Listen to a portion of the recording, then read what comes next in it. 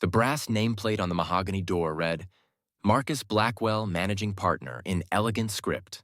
3 months ago, it had read, James Blackwell, Founder and CEO. The difference between those two nameplates represented everything that had gone wrong with Blackwell Capital Management. I stood in the marble lobby of the 42nd floor, watching my older brother Marcus through the glass walls of what used to be our father's office. He was gesticulating wildly at someone on a video call, his face red with what I assumed was either excitement or rage. With Marcus, it was often hard to tell the difference. Mr. David? The receptionist's voice pulled me from my observation.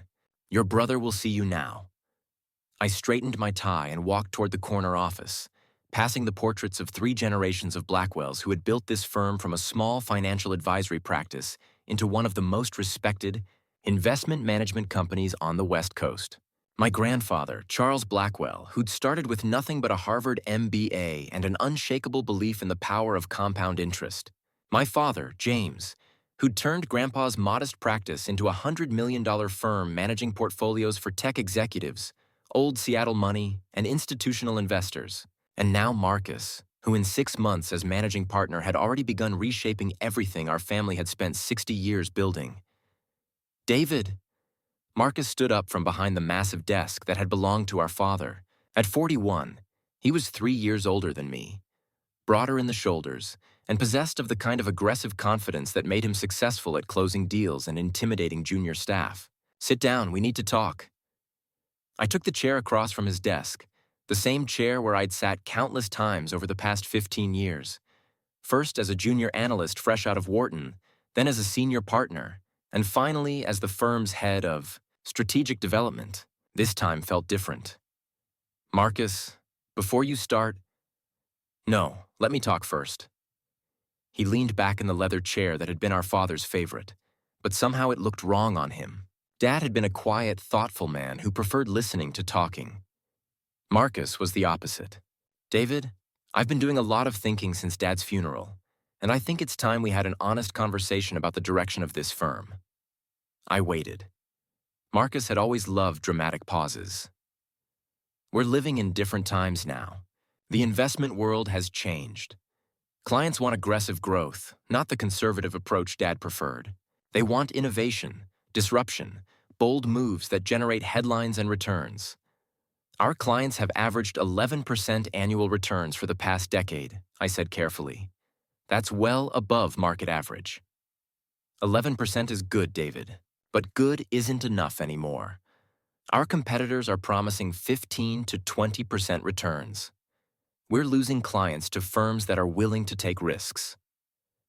We're losing clients to firms that are promising unrealistic returns, I corrected. Half of those aggressive growth funds will crash within 5 years. Maybe, but the other half will make their investors rich. I studied my brother's face, looking for some trace of the cautious analyst he'd been when we'd started working together 15 years ago. Back then, Marcus had been content to focus on client relations while I handled the strategic side of the business. We'd made a good team. His charm and sales ability paired with my analytical skills and long-term thinking. Marcus, what exactly are you proposing? I'm proposing we evolve. Faster portfolio turnover, more aggressive positions in emerging markets, cryptocurrency investments, options trading. The kind of strategies that generate real wealth. The kind of strategies that also generate real losses. You can't make money without taking risks, David. You can't preserve wealth by gambling with it either. Marcus's expression hardened. This is exactly the problem, little brother. You're still thinking like Dad. Conservative, cautious, always worried about downside risk. But this business demands more. This business demands fiduciary responsibility. This business demands results. The words hung in the air between us. I could see the frustration in Marcus's eyes. The same frustration I'd been watching build for months as he'd pushed for more aggressive strategies, and I'd pushed back with data showing why those strategies would hurt our clients in the long run. Marcus, our father built this firm on trust. Our clients don't just invest with us because of our returns. They invest with us because they know we won't gamble with their money. Dad's gone, David. His approach died with him. His approach built everything you're sitting behind right now. And my approach is going to build something bigger. I leaned forward. What about our fiduciary duty? What about the promise we make to every client that we'll manage their money as carefully as we'd manage our own? Fiduciary duty doesn't mean being paralyzed by fear of risk. It means not chasing returns that could destroy people's retirement, savings. Marcus stood up and walked to the window that looked out over Elliott Bay. For a moment, he looked exactly like our father during one of his thoughtful pauses. But when he turned back, the resemblance vanished. David, I'm going to be direct with you. I've been talking to the board about restructuring our investment approach. We're going to be implementing new strategies, taking on new types of clients, expanding into markets we've traditionally avoided. What kind of markets? Cryptocurrency, commodities, leveraged real estate, startup investments, high-risk, high-reward opportunities. Marcus, those aren't investments. They're speculation. They're the future. They're a good way to lose everything our grandfather and father spent 60 years building. Marcus sat back down, his expression becoming more serious. Which brings me to the real reason I asked you here. I felt something cold settle in my stomach. The board and I have decided that this firm needs leadership that's aligned with our new strategic direction. We need people who are excited about growth, not afraid of it. Meaning what? Meaning we think it's time for you to step back from day-to-day operations. Step back how? Marcus, you're a talented analyst, but you're not a leader. You're too cautious, too conservative, too focused on avoiding losses instead of generating gains. I'm focused on protecting our clients' money. You're focused on protecting yourself from making difficult decisions. I stared at him. Marcus, are you firing me? I'm offering you a choice. You can accept a reduced role. Senior advisor, no management responsibilities, no client contact. Or you can take a generous severance package and pursue other opportunities. Other opportunities? This is my family's firm. It's the Blackwell family firm, and I'm the managing partner. The board has given me full authority to make personnel decisions. What board? The board that includes Uncle Robert and Aunt Patricia? The board that's known me since I was 12 years old? The board that trusts my judgment and supports my vision for this company's future? I felt like I'd been punched in the chest. Marcus, you can't be serious. I'm completely serious. David, you're a smart guy, but you don't have the personality for this business. You're too cautious, too analytical, too concerned with worst-case scenarios. This business demands forceful personalities who can make bold decisions and inspire confidence in clients. This business demands competence and integrity. It demands results, and your approach doesn't generate the kind of results our clients expect in today's market. I looked around the office that had been our father's sanctuary, the place where he'd made decisions that had changed hundreds of families' financial futures, the leather-bound volumes of financial regulations, the framed photos with Warren Buffett and other investment legends, the simple wooden plaque that read, "Wealth is not his that has it, but his that enjoys it." What would Dad think about this? I asked quietly. Dad's been gone for 6 months, David. We can't run this company based on what a dead man might think. The coldness in his voice shocked me. Our father had died of a sudden heart attack in February, just 2 days after his 68th birthday. The three of us had been having dinner at his favorite restaurant, talking about his retirement plans, when he'd clutched his chest and collapsed. Marcus and I had held him in the ambulance, promising that we'd take care of the firm, take care of each other, honor everything he'd built. Apparently, Marcus's definition of honor was different from mine. So what's it going to be, David? Senior advisor or severance package? I stood up slowly, looking at my brother sitting behind our father's desk, in our father's chair, making decisions that would have horrified the man who'd raised us both to believe that wealth management was about stewardship, not speculation. I'll take the severance package. Smart choice. I'll have legal draw up the papers. Non-compete clause for 2 years, non-disclosure agreement, and 12-month salary. Very generous. I don't want your generosity, Marcus. You'll want the money. Investment management is a small world, and it's going to be difficult for someone with your philosophical limitations. to find a position at a comparable firm. I walked toward the door, then stopped and turned back. Marcus, you're making a mistake. Not just with the firm's strategy, but with this, with us. I'm making the decisions that need to be made. You're destroying everything Dad built. I'm saving it. David, in 5 years, you'll thank me for this. In 5 years, there might not be a firm left to thank you for.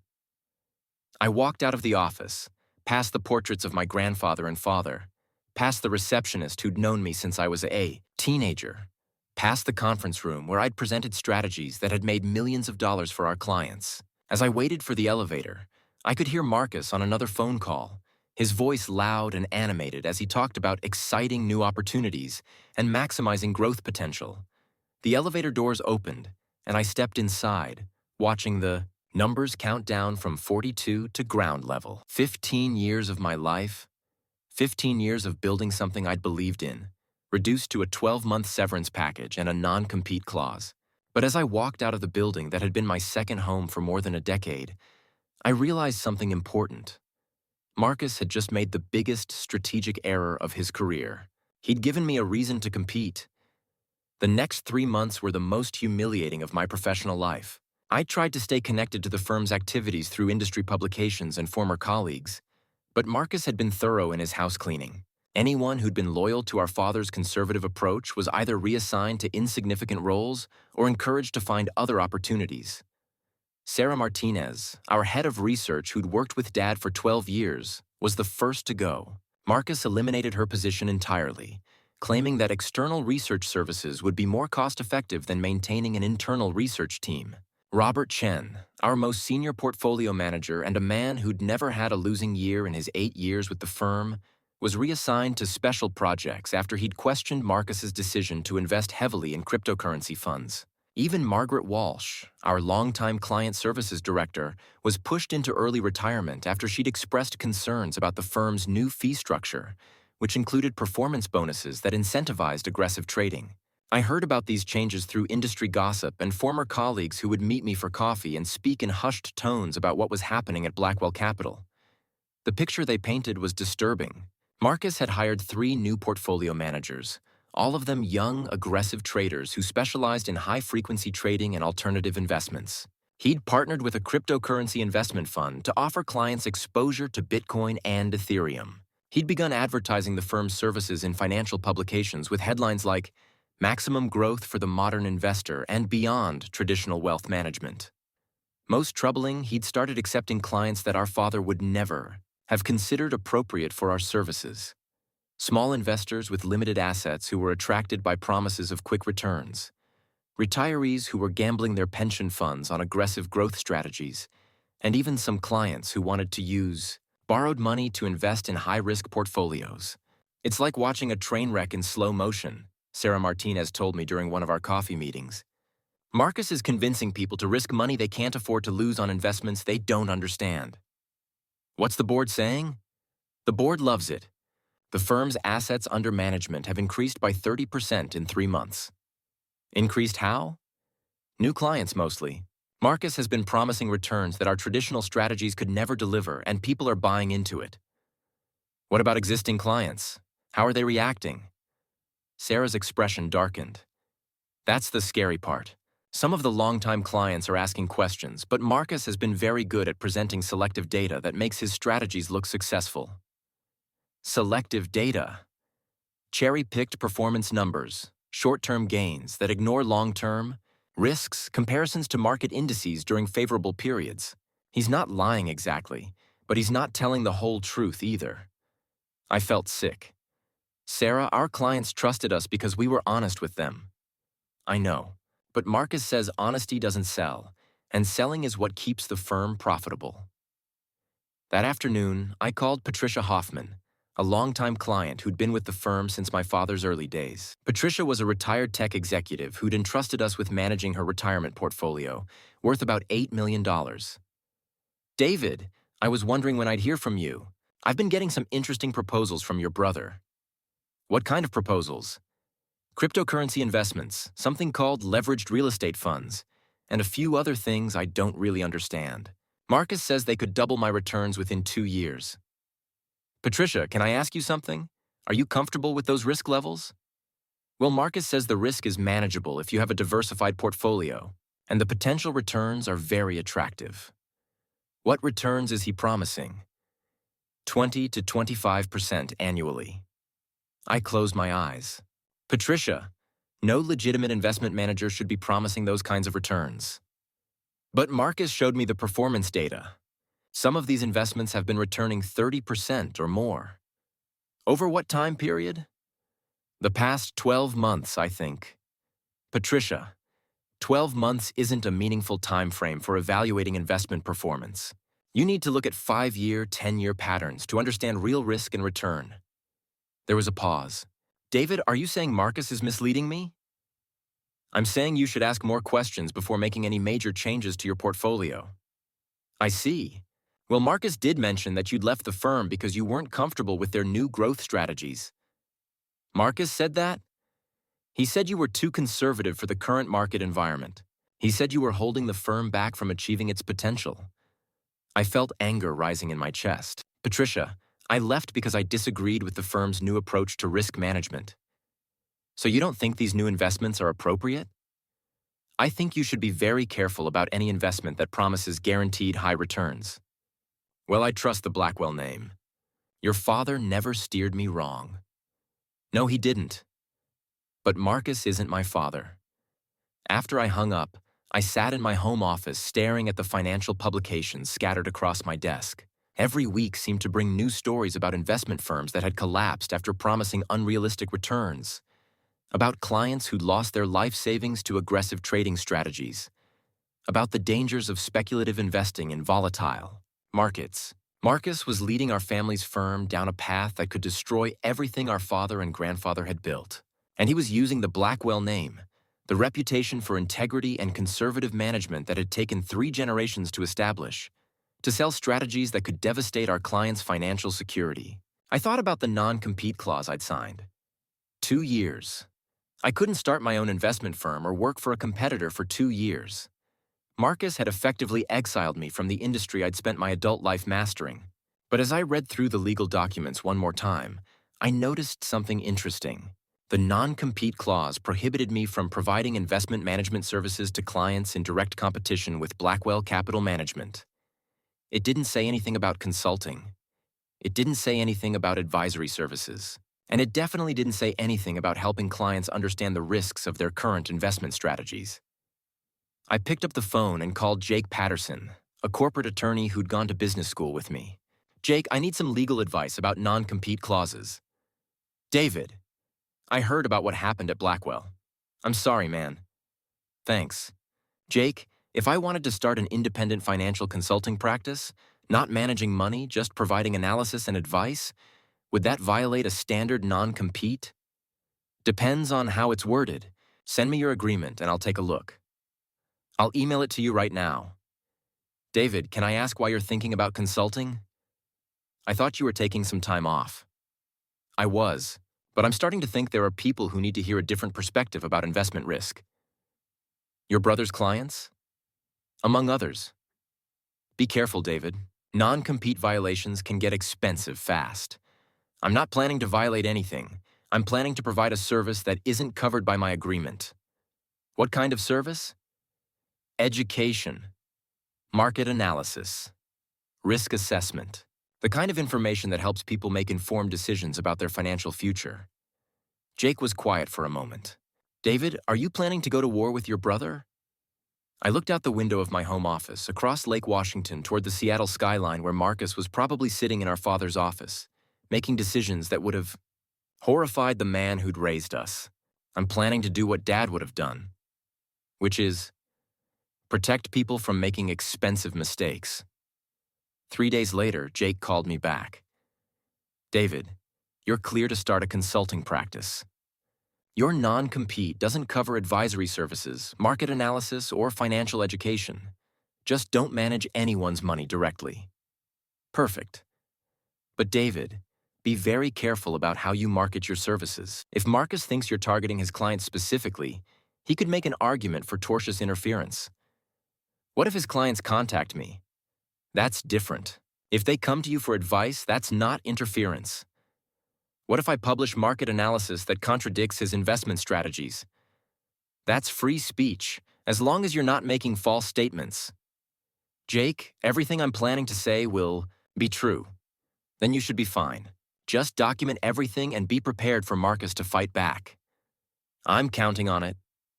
That weekend, I registered Blackwell Financial Consulting as an LLC and built a simple website offering independent investment analysis and risk assessment services.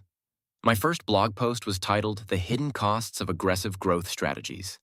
It was viewed by 3 people, but I wasn't worried about traffic yet. I was laying the foundation for something bigger.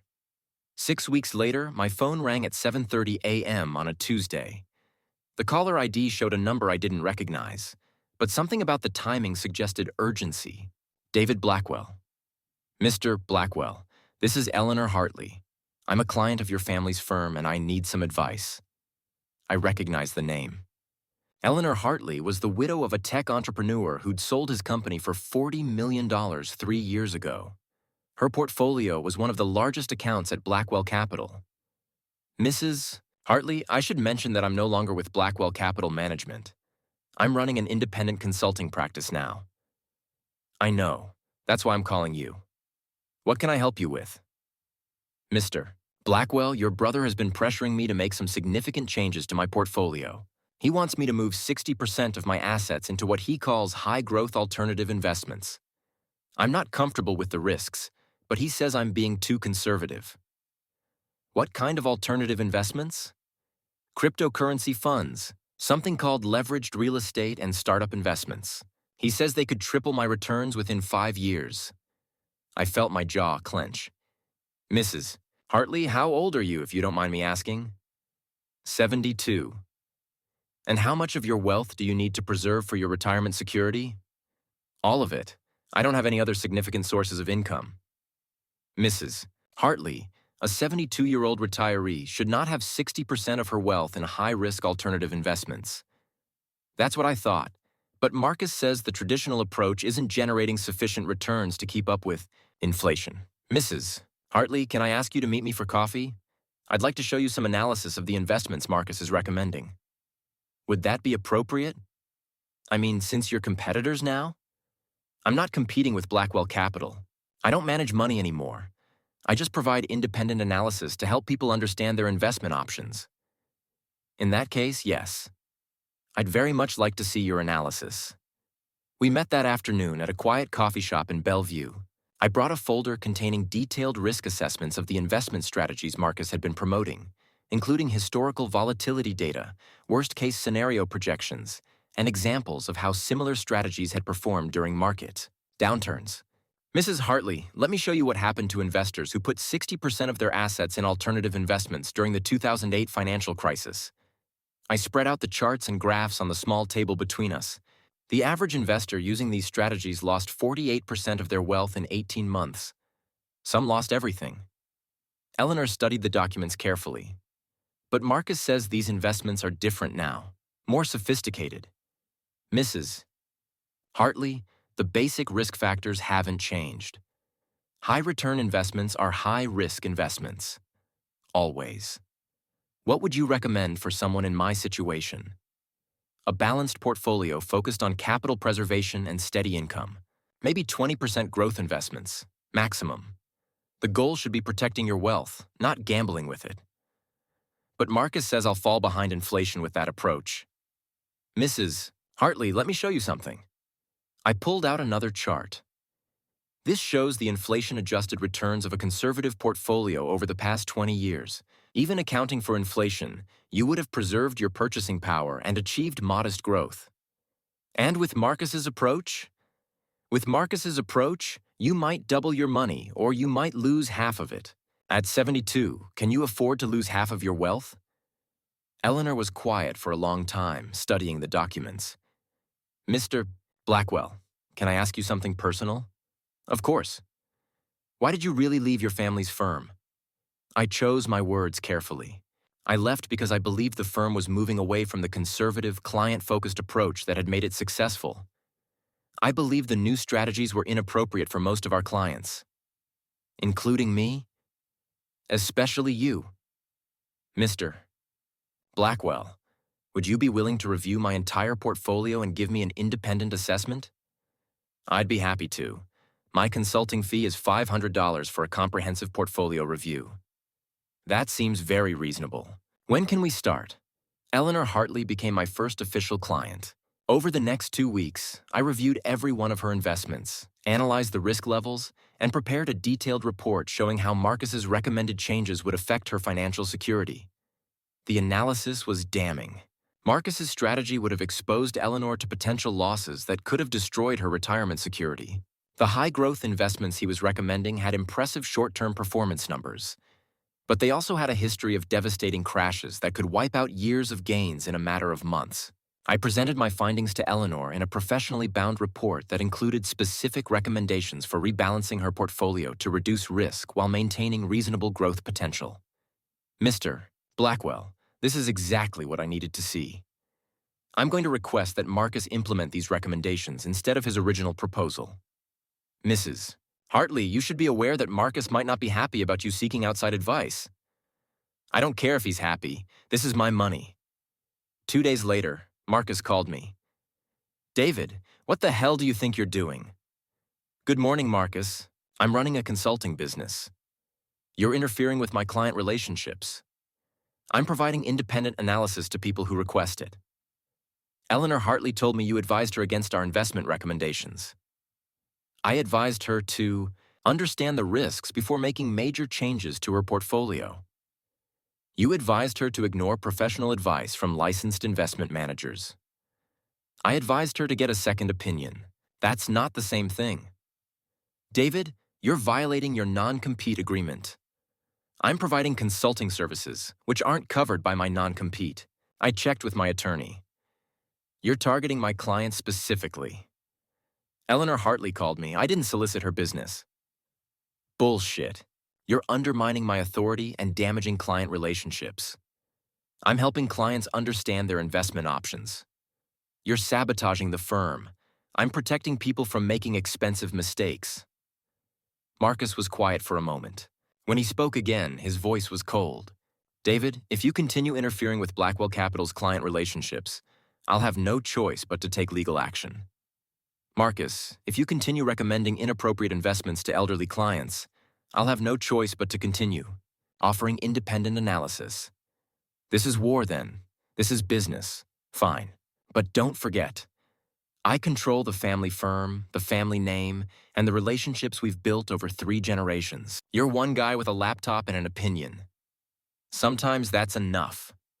After I hung up, I realized that Marcus had just confirmed my suspicions about his new strategies. If his investment recommendations were sound, he wouldn't be threatened by independent analysis. The fact that he was so angry about Eleanor seeking a second opinion suggested that he knew his strategies were questionable. That afternoon, I published a new blog post titled "The Importance of Independent Investment Analysis." It discussed the value of seeking second opinions before making major financial decisions, the questions investors should ask their advisors, and the warning signs of inappropriate investment strategies. Within a week, the post had been viewed by over 1,000 people. More importantly, my phone started ringing. Mr. Blackwell, this is Thomas Chen.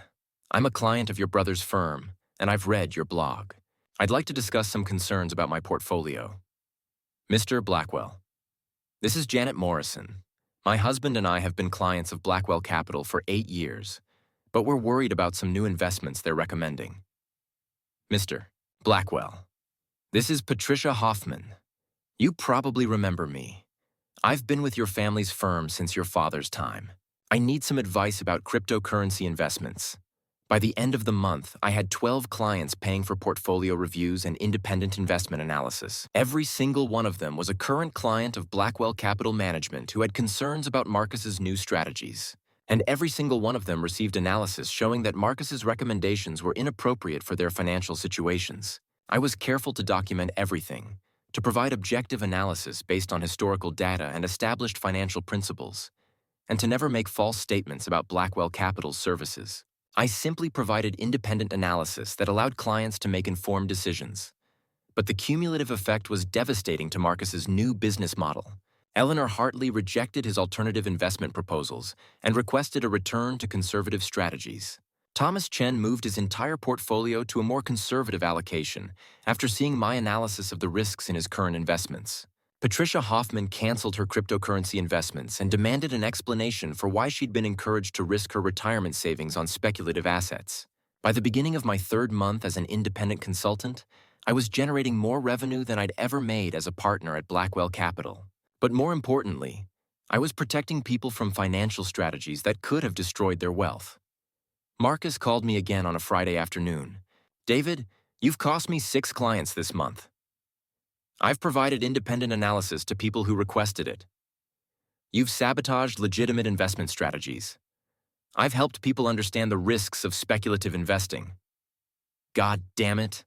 David, these strategies work. Our performance numbers are excellent. Your performance numbers are based on 3 months of data in a favorable market. What happens when the market turns? It's not going to turn. Marcus, every market turns eventually.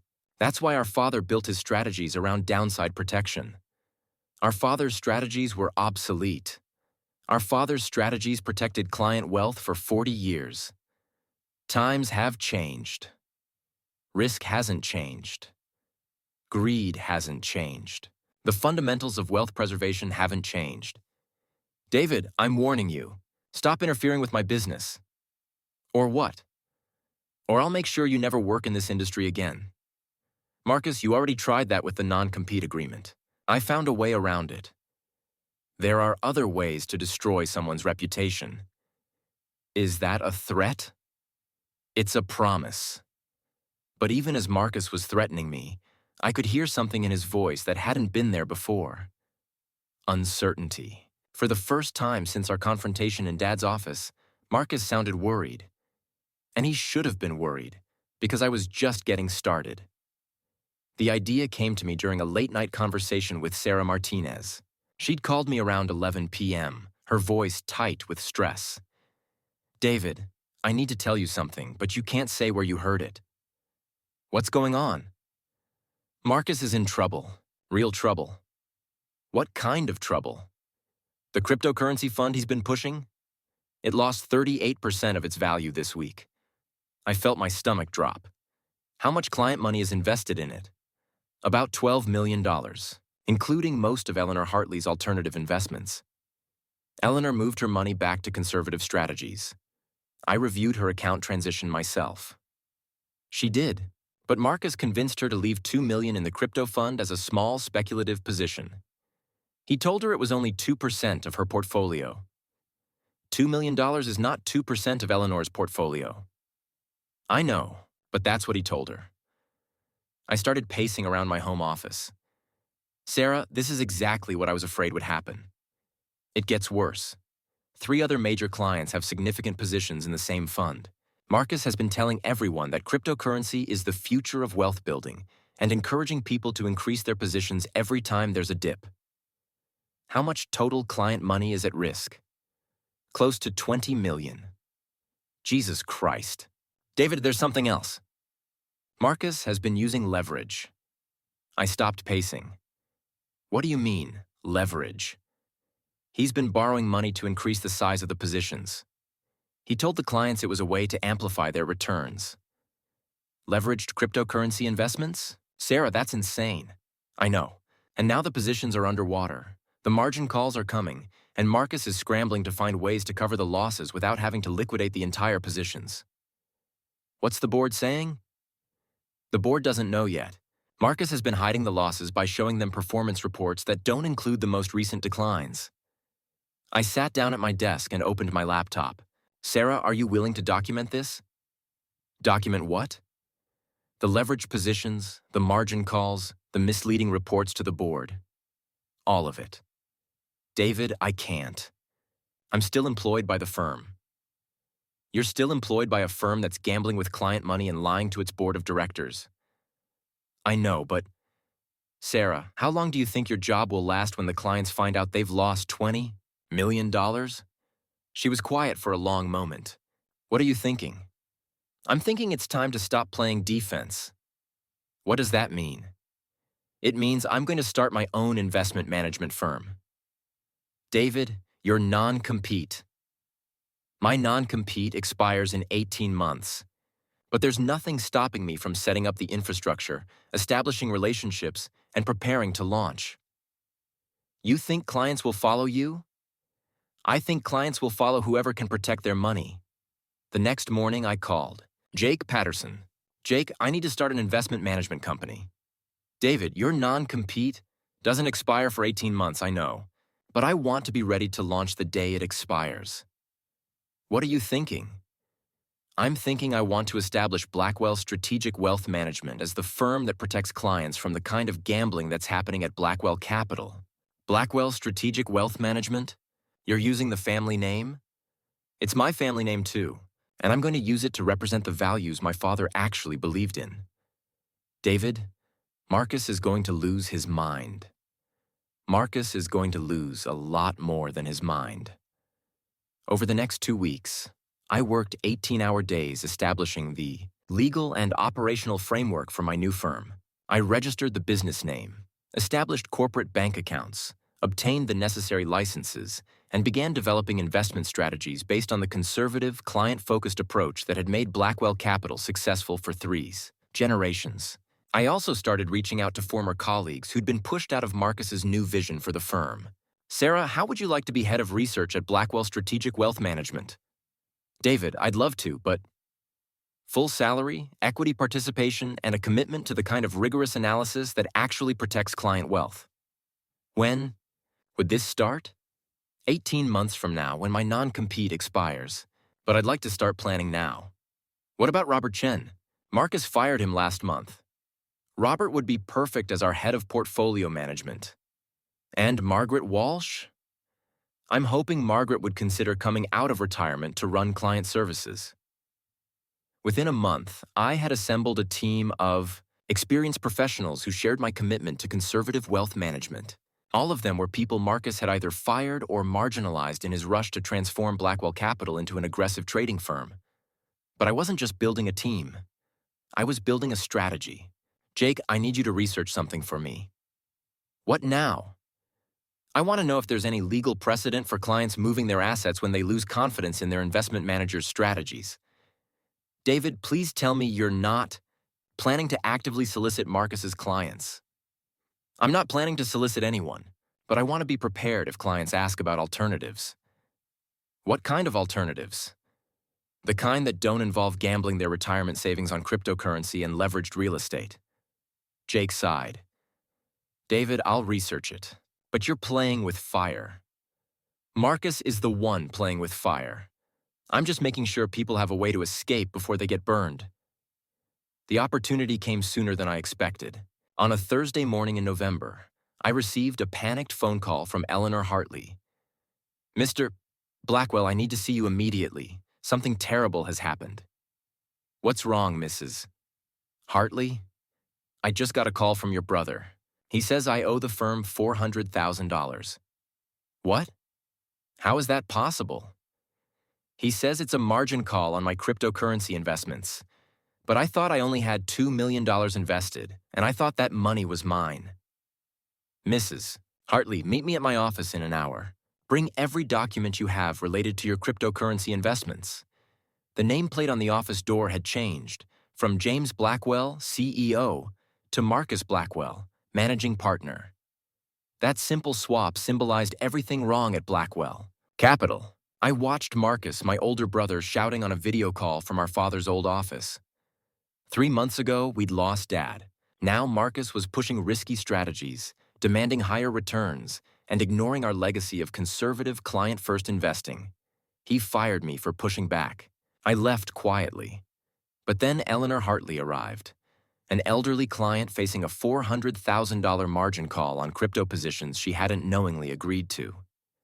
Hidden in routine paperwork was a margin trading clause Marcus had buried.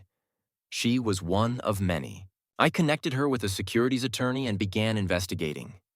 Sarah Martinez, still at Blackwell, confirmed my worst fear.